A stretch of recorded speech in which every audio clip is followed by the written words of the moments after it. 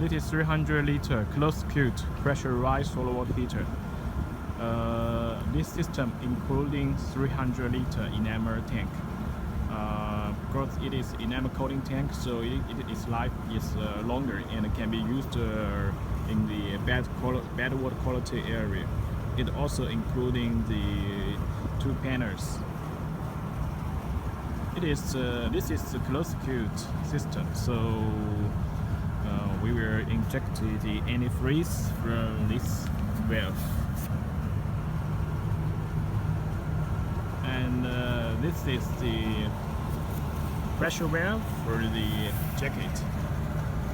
This is TP50 valve. And hot outlet also from the T connection.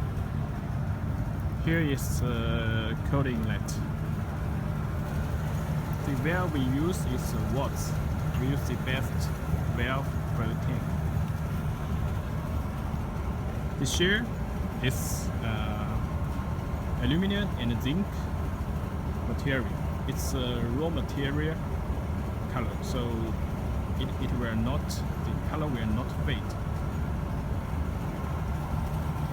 And this cover here is the steel with the paint, not plastic. It is not plastic.